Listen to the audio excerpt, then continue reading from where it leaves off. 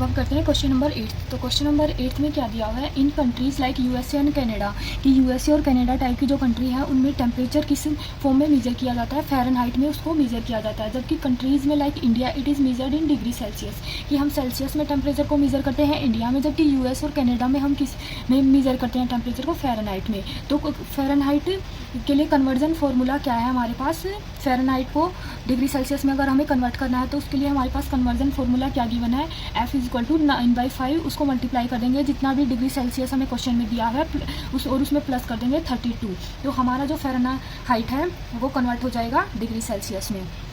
अब इस क्वेश्चन के लिए हमें क्या करना है, draw the graph using Celsius for x axis and Fahrenheit for y axis, की मतलब क्वेश्चन में क्या बोला गया है कि हमें एक्स एक्सिस को तो डिग्री सेल्सियस मान के चलना है, कि मतलब सेल्सियस वाली एक्सिस एक्स एक्सिस होगी और जो फ़ारेनहाइट वाली एक्सिस होगी वो हमारी कौन सी होगी, वो होगी हमारी वाई एक्सिस। तो ये हमारी वाई एक्सिस है, इस पर हमने फ़ारेनहाइट रख दिया और जो एक्स एक्सिस है उस पर हमने सेल्सियस पुट कर दिया। तो अब हमें इसके लिए ग्राफ ड्रॉ करना है। तो पहले हमने ग्राफ में ये बता दिया कि कहाँ पे सेल्सियस है और कहाँ पे हमारा फ़ारेनहाइट है। अब हम क्या लेते हैं कि कन्वर्जन फार्मूला हमारा क्या है, F = 9/5 C + 32। तो हम मान लेते हैं कि स्टार्टिंग में कि C की वैल्यू हमारी क्या है, 0 है। तो इस इक्वेशन में जब C की वैल्यू हम 0 पुट करते हैं तो फ़ारेनहाइट की क्या वैल्यू आ जाएगी, फ़ारेनहाइट = 9/5 C + 32। तो ये इससे मल्टीप्लाई किसी भी वैल्यू से अगर 0 मल्टीप्लाई होता है तो वो 0 हो जाता है।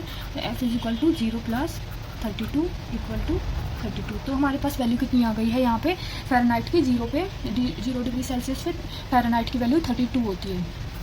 तो सेकंड केस में हम क्या करेंगे, जब फ़ारेनहाइट वाले फार्मूले में हम C की वैल्यू को 30 डिग्री सेल्सियस पुट कर देंगे तो F की वैल्यू क्या आ जाएगी, 30 × 9/5 + 32। तो 5 से ये कैंसिल हो जाएगा, 6 पे जाएगा तो ये कितना आ जाएगा,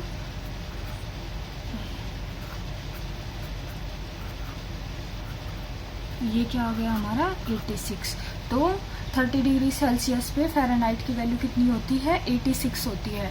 तो थर्ड पार्ट में हमें क्या मेंशन है कि 95 डिग्री फ़ारेनहाइट को हमें डिग्री सेल्सियस में कन्वर्ट करना है। तो देखिए हमें गिवन क्या है, जो हमारे पास कन्वर्जन फार्मूला है उसको हम रख लेते हैं यहाँ पे, F = 9/5 × C + 32।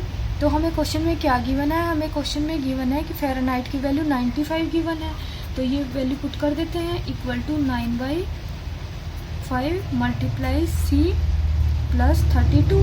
अब जब ये 32 हमारा इधर प्लस की वैल्यू में है तो उधर जाएगा तो 95 से ये माइनस हो जाएगा। तो 95 - 32 हमारा कितना आ जाएगा, 63 आ जाएगा। और इधर क्या बचा, 9/5 × C। तो 9/5 × C = 63, ये आ गया है हमारा। और अगर हम यहाँ से C की वैल्यू फाइंड आउट करेंगे तो वो क्या आ जाएगी, 63। ये वैल्यू उधर जाके क्या हो जाएगी, 5/9। तो ये इससे मल्टीप्लाई होके 35 डिग्री सेल्सियस हमारा आंसर आ जाएगा। फोर्थ पार्ट में हमें क्या करना है कि हमें बताना है कि 0 डिग्री सेल्सियस पे अगर हमारा टेम्परेचर हमें गिवन है तो उसको जब हम फ़ारेनहाइट में कन्वर्ट करेंगे तो वो हमें कितना मिलेगा। अगर कोई टेम्परेचर 0 डिग्री फ़ारेनहाइट पे दिया हुआ है और उसे हम डिग्री सेल्सियस में कन्वर्ट करेंगे तो वो वैल्यू हमारे पास क्या आएगी। तो उसके लिए हम क्या करते हैं, हमें जो गिवन फार्मूला है क्वेश्चन में वो यूज़ करते हैं, F = 9/5 × C + 32। ये हमें क्वेश्चन में गिवन था। तो हमें क्वेश्चन में फर्स्ट में अब क्या बोला है यहाँ पे कि जो हमें सेल्सियस की वैल्यू है वो 0 दे रखी है। तो फार्मूले में C की वैल्यू को 0 पुट कर देंगे हम, F = 9/5 C की जगह 0 पुट किया + 32। ये पूरी वैल्यू 0 हो जाएगी ये वाली। तो 0 + 32 = 32, कि मतलब जब 0 डिग्री सेल्सियस है उस टाइम पे फ़ारेनहाइट की वैल्यू कितनी होगी, 32। अब अगर हम इसको ऐसे करें कि 0 डिग्री फ़ारेनहाइट पे सेल्सियस कितना होता है तो उसके लिए हम क्या करेंगे, सेम फार्मूला है हमारे पास, F = 9/5 × C + 32। अब हम क्या करेंगे कि हमें क्वेश्चन में क्या मेंशन है कि फ़ारेनहाइट की वैल्यू 0 गिवन है आपकी बात, तो फ़ारेनहाइट को 0 पुट कर देंगे, ये वैल्यू 0 हो गई। तो ये क्या होगी, 9/5 × C + 32। तो ये वैल्यू 32 उधर जाके माइनस हो जाएगी। तो 0 - 32 = 9/5 × C। ये हो जाएगा -32 = 9/5 × C। अब यहाँ से C की वैल्यू जब हम फाइंड आउट करेंगे तो वो कितनी आ जाएगी, -32। ये चीज़ उधर जाके क्या हो जाएगी, 5/9। जब इसको हम सोल्व करेंगे तो वो क्या आ जाएगा, -160 / 9 -17.8 डिग्री सेल्सियस। तो अब पार्ट 5 में हमें क्या बोला हुआ है कि हमें उस टेम्परेचर की वैल्यू को बताना है कि क्या ऐसा कोई टेम्परेचर पॉसिबल है जिस पे दोनों फ़ारेनहाइट और सेल्सियस दोनों ही वैल्यू हमारी सेम हो।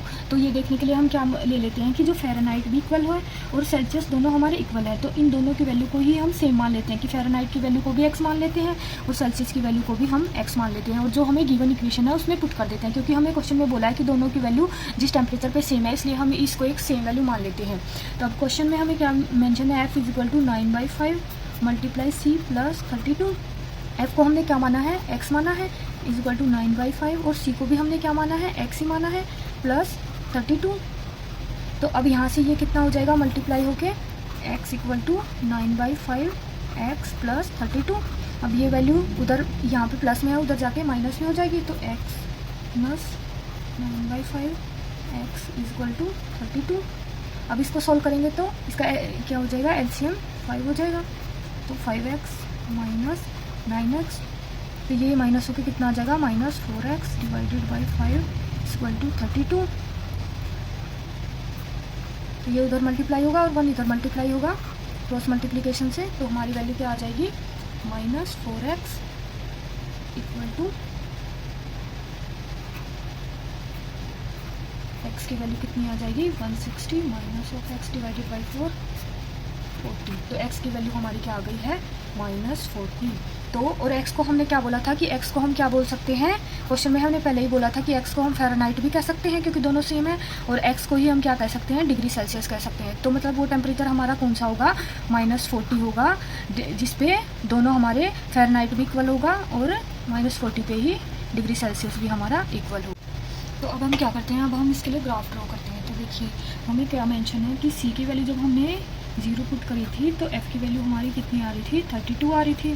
तो ऐसे ही हम 3-4 पॉइंट और फॉर्म कर लेते हैं, तो 3-4 पॉइंट और हम ऐसे ही निकाल लेते हैं।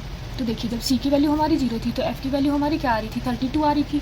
तो इस टाइप से हम और वैल्यूज़ भी निकाल लेते हैं। अब हम c की वैल्यू को 5 पुट कर लेते हैं, तो f की वैल्यू हमारी क्या आएगी, 9/5 c प्लस 32। यहाँ पे c की वैल्यू को 5 पुट कर देंगे, 9/5 मल्टीप्लाई बाई 5 प्लस 32, 5 से 5 कैंसिल हो जाएगा, तो 32 + 9 = हमारा क्या आ जाएगा, 41 आ जाएगा। अब ऐसे ही हम c की वैल्यू को एक बार 10 पुट कर लेते हैं, तो f हमारा क्या आ जाएगा, 9/5 मल्टीप्लाई बाई c की वैल्यू को 10 पुट किया प्लस 32, तो 9/5 × 10, तो ये कैंसिल होकर 2 आ जाएगा, प्लस 32, तो ये 18 हो गया, प्लस ये हो गया हमारा 32, यहाँ से ये आ गया हमारा 50। तो इस टाइप से हमारे 3 पॉइंट आ गए हैं। तो फर्स्ट पॉइंट हमारा क्या है, जब c की वैल्यू हमारी 0 थी तो उस टाइम पे f की वैल्यू हमारी 32 आ रही थी। सेकंड में क्या है कि c की वैल्यू हमारी क्या है, c की वैल्यू 5 के लिए हमारी f की वैल्यू क्या आ रही है, 41 आ रही है। थर्ड में क्या है, c की वैल्यू 10 के लिए f की वैल्यू क्या आ रही है, 50 आ रही है। तो अब देखिए इसके लिए हम ग्राफ प्लॉट करते हैं। तो जहाँ पे c क्या बोला था हमें कि c हमें x एक्सिस को लेना है और f हमें y एक्सिस को लेना है, ये हमें क्वेश्चन में ही गिवन है। तो जब c की वैल्यू 0 है तो 0 यहाँ पे है, f की वैल्यू हमारी कहीं पे आएगी 32। तो अगर 30 यहाँ पे है तो 32 यहाँ ही कहीं होगा, तो ये वाला पॉइंट हो जाएगा 0, 32। और सेकंड पॉइंट क्या हो जाएगा, 5 पे 41, तो 5 पे अगर 40 यहाँ है तो इससे थोड़ा सा ऊपर वाला पॉइंट 41 हो जाएगा। तो ये वाला पॉइंट हमारा क्या हो जाएगा, 5 पे 41। थर्ड क्या है, 10 पे 50, 10 यहाँ पे है और 50 कहाँ पे है,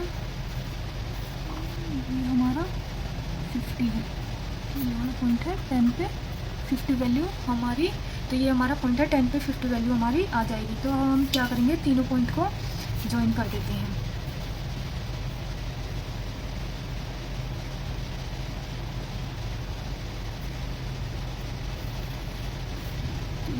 तीनों पॉइंट ज्वाइन हो गए हैं, तो ये हमारी इसकी वैल्यू आ गई है हमारी f = 9/5 c + 32। इसके लिए हमने ग्राफ प्लॉट कर दिया है।